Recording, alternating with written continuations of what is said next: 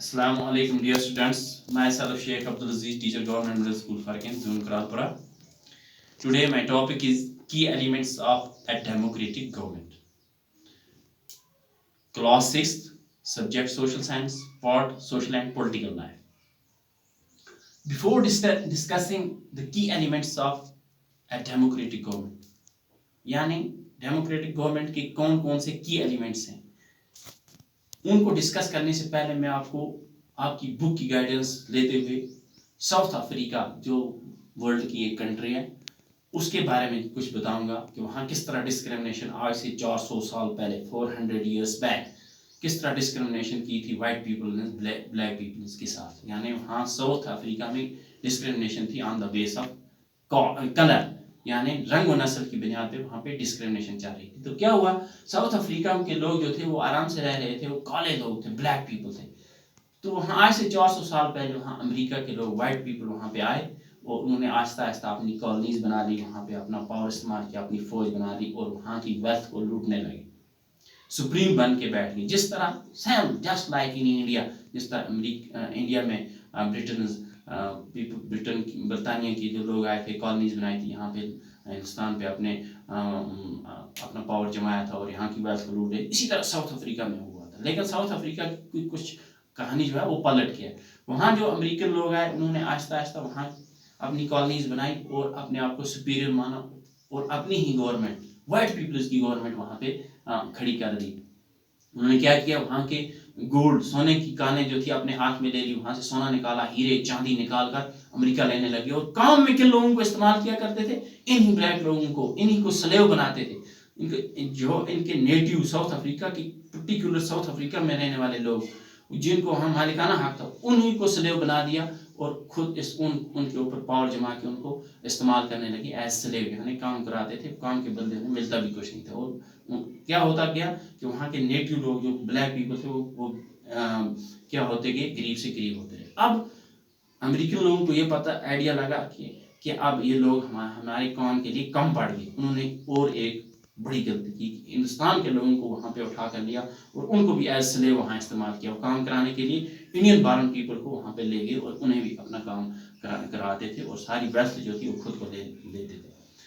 अब वहाँ क्या हुआ कि साउथ अफ्रीका में 3 ग्रुप लोगों के, three groups of people, 3 group बन गए वहाँ पे। एक जो वहाँ के नेटिव लोग थे, ब्लैक पीपल। दूसरा हो गया जो अमेरिका से आए थे, व्हाइट पीपल, सफेद रंग के लोग। और तीसरा उन्होंने जो इंडिया से लिए थे, इंडिया से लिए हुए लोगों को कलर्ड पीपल वहाँ कहा गया, क्योंकि हिंदुस्तान के लोग न काले हैं न वाइट हैं, बल्कि इनका रंग गुंदमी है। तो वहाँ अमेरिका के लोगों ने इनका नाम रख दिया कलर्ड पीपल, यानी कलर्ड पीपल इंडिया के लोग। अब 3 ग्रुप हो गए, white people, black people and coloured people. Supremacy की इन्होंने अख्तियार की थी, जो वहाँ के थे ही नहीं, अमेरिका से आए थे व्हाइट पीपल सुप्रीम बन के वहाँ पे रहे। तो डिस्क्रिमिनेशन हो गई वहाँ के लोगों के साथ, काले लोगों को रंग और नस्ल की बुनियाद पर डिस्क्रिमिनेट किया गया। अमेरिका के लोग सोचते थे व्हाइट पीपल के हमें जो है गॉड ने सुप्रीम बना के भेजा और ये काले जो हैं बैकवर्ड हैं, अनसिविलाइज्ड हैं, लिहाजा इन्हें स्लेवरी ही गॉड ने दी है, ये गॉड की तरफ से इन्हें गिफ्ट है। तो वो उनको डिस्क्रिमिनेट करते, बल्कि ऐसा था नहीं। तो आज डिस्क्रिमिनेशन करते करते वो जब उन्हें वाइट पीपल्स को लगा कि अब यहाँ गवर्नमेंट होनी चाहिए, हम किसी लीगल तरीके से कुछ ऐसा तरीका अख्तियार करें कि हम यहाँ से लीगल तरीके से यहाँ की वेल्थ को लूटें। तो क्या हुआ, आगे चलते हुए उन्होंने एपार्थाइड लॉज बना ली। एपार्थाइड क्या था, एपार्थाइड लॉज थे क्या, वेरी इंपॉर्टेंट पॉइंट यहाँ पे है। एपार्थाइड लॉज, एपार्थाइड लॉज थे government of white people, supreme power जो था व्हाइट पीपल्स के पास, अच्छी अच्छी पोस्टें जो थी व्हाइट पीपल्स के पास थी, अमेरिकन के पास थी।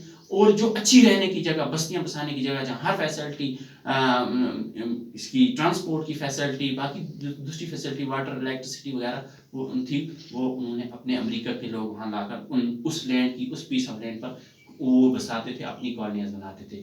और यहाँ जो नेटिव लोग वहाँ के रहने वाले थे, साउथ अफ्रीका के जो अपने लोग थे, उन्हें ऐसी जगहों पे रख दिया जहाँ कोई फैसिलिटी नहीं थी। और एपार्थाइड लॉज में उन्होंने एक और लॉ ये बनाया था कि अलग हॉस्पिटल, व्हाइट पीपल्स के लिए अलग हॉस्पिटल जिनमें अच्छी खासी फैसिलिटियां थी, और ब्लैक पीपल के लिए, अफ्रीकन के लिए अलग हॉस्पिटल जहाँ फैसिलिटियां नहीं थी। अलग से ट्रेन, उस ट्रेन में व्हाइट पीपल्स की पीपल जो अमेरिका के लोग थे, उनमें उनकी ट्रेन में ब्लैक पीपल नहीं बैठ सकते थे, अफ्रीका के लोग नहीं बैठ सकते थे। और फिर अलग से बसेस, अलग से गाड़ियाँ, हर एक चीज़ जो है उन्होंने अपने लोगों के लिए, वाइट पीपल के लिए क्योंकि सारी फैसिलिटीज जो थी वो यूज़ करते थे।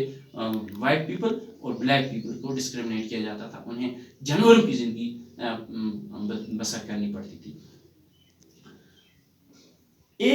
अब जब साउथ अफ्रीका के लोगों को लगा कि अब हम क्या करेंगे, तो एक बड़ा लीडर वहाँ पे पैदा हुआ, नेल्सन मंडेला जिसको कहते हैं। नेल्सन मंडेला ने एक पार्टी बनाई जिसको नेशनल कांग्रेस कहा गया, national Congress of south Africa. तो उन्होंने एक फाइट लड़ी वाइट पीपल्स के खिलाफ, एक बड़ी उन्होंने लड़ाई लड़ी लीगल वे में। तो आहिस्ता आहिस्ता जाके 1994 में वो कामयाब हुआ, नेल्सन मंडेला और उसकी कांग्रेस पार्टी। उन्होंने ये डिस्क्रिमिनेशन वहाँ पे ख़त्म की, और जो right to vote black people को नहीं था वहाँ पे साउथ अफ्रीका में, ब्लैक पीपल वोट देने का हक ही नहीं रखते थे। ऐसी ही गवर्नमेंट बनाई थी वाइट पीपल्स ने कि वो अपने ही लोगों से वोट लेते थे और खुद ही सुप्रीम बन के बैठे थे। ब्लैक पीपल को राइट टू वोट था ही नहीं। अब नेल्सन मंडेला ने ये लड़ाई लड़ी और ब्लैक पीपल को राइट टू वोट दिलाया और अपनी वहाँ पे ब्लैक पीपल्स की हुकूमत बनाई। इसी तरह अगर इंडिया से कंपैरिजन किया जाए, हम अपनी कंट्रीज में यहाँ भी discrimination on the base of caste थी, यानी नस्ल, कास्ट के एतबार से यहाँ पे डिस्क्रिमिनेशन होती थी। ब्राह्मण पीपल जो थे इंडिया के, वो अपने आप को टॉप मानते थे और दलित्स को छूत छात मानते थे, यानी उन्हें अपने पानी के कुएं पे नहीं आने देते थे, अपनी गाड़ी में नहीं बैठने देते थे, अपने साथ बस्ती में खाना खाने नहीं देते थे। यहाँ पे भी ये डिस्क्रिमिनेशन। तो इस डिस्क्रिमिनेशन को लाइक नेल्सन मंडेला, यहाँ पे डॉक्टर भीमराव अंबेडकर जो दलित के थे, दलित का कास्ट से ताल्लुक रखते थे, तो उन्होंने एक फाइट शुरू की। वो भी यहाँ पे उन्होंने लीगल फाइट शुरू की, स्लोगन्स किए इसके इनइक्वालिटी के खिलाफ, और उसने भी ये लड़ाई लड़ के दलित्स को अपना हक दिलाया। अब ये साउथ अफ्रीका की स्टोरी के बाद हम चलेंगे सीधा ही की elements of a democratic government. की एलिमेंट्स ऑफ डेमोक्रेटिक गवर्नमेंट में पहला ही है नीड टू रिजॉल्व कॉन्फ्लिक्ट्स, दूसरा है इक्वालिटी एंड जस्टिस, तीसरा है पार्टिसिपेशन। तो जो डेमोक्रेटिक गवर्नमेंट है, इसकी एक खासियत ये है कि ये लोगों की गवर्नमेंट होती है, इसको लोग बनाते हैं, और लोगों के मसले हल करने के लिए जो नुमाइंदे चुने जाते हैं वो लोगों के मसले हल करेंगे। अगर आफ्टर 5 इयर्स तक लोगों को ये लगे कि यहाँ पे ये इन नुमाइंदों ने, इस गवर्नमेंट ने हमारा काम नहीं किया, नेक्स्ट इलेक्शन होते हैं इनके लिए फिर से, और इनको चेंज कर दिया जाता है, लोग अपने वोट से इनको हटा देते हैं, नए नुमाइंदे, नए पार्टीज को उनको मौका देते हैं ताकि वो लोगों के लिए काम करें। तो ये इसका की एलिमेंट है, बहुत बड़ा की एलिमेंट, इसको पार्टिसिपेशन कहते हैं, यानी गवर्नमेंट में लोगों की participation. Need to resolve conflicts, अगर कोई कॉन्फ्लिक्ट हो जाता है कंट्री में, तो डेमोक्रेटिक गवर्नमेंट ने जस्टिस, लॉ ऑफ जस्टिस भी रखे होते हैं ताकि हर एक को इंसाफ मिले, और लीगल तरीके से कोई कॉन्फ्लिक्ट होगा तो पावर से, लाठी से, गोली से नहीं उसको दबाया जाता है, बल्कि लोगों के हक को लोग जो अपने स्लोगन्स के साथ, नाराबाजी के साथ, पार्टी बना के अपने सड़कों पे आते हैं, ट्रैफिक रोकते हैं, फिर उनसे बातचीत करके ये डेमोक्रेटिक गवर्नमेंट जो है ये उनके मसाइल को हल करती है और उन्हें दबाने की कोशिश नहीं करती है, बल्कि उन पर जुल्म नहीं करती है। ये डेमोक्रेटिक गवर्नमेंट की एक और खासियत है। फिर इक्वालिटी एंड जस्टिस, इक्वालिटी जो है, इक्वालिटी यानी बराबरी, और बराबरी और इंसाफ, ये एक और की एलिमेंट है डेमोक्रेटिक गवर्नमेंट का, कि ये हर एक इसको नस्ल को, किसी भी नस्ल को सुपीरियर नहीं मानते हैं, किसी भी रिलीजन को सुपीरियर नहीं मानते हैं, किसी भी कास्ट को सुपीरियर नहीं मानते हैं। ये गवर्नमेंट जो है, इस डेमोक्रेटिक गवर्नमेंट में ऑल आर ट्रीटेड इक्वल, हर एक मजहब के लोगों को इक्वली राइट मिलता है। यानी हमारी कंट्री जैसे अगर इंडिया की बात की जाए, यहाँ पे भी इक्वालिटी है, हर एक मजहब का लोग, जैसे सिख, ईसाई, मुस्लिम, सिख, ईसाई, हिंदू, जो भी हैं, ये सब मिलजुल कर रहते हैं और इन्हें सेम इक्वालिटी में रखा जाता है, किसी को सुपीरियर यहाँ पे नहीं रखा जाता है। तो ये है कि एलिमेंट्स ऑफ डेमोक्रेटिक गवर्नमेंट। आज का टॉपिक बस इतना ही है। आप अपनी एक्सरसाइज पे जाएंगे और कुछ क्वेश्चंस के आंसर इस बोर्ड पे लगे हुए हैं, इस पिक को देखकर आप उनके आंसर निकालिए। शुक्रिया, खुदा हाफिज़।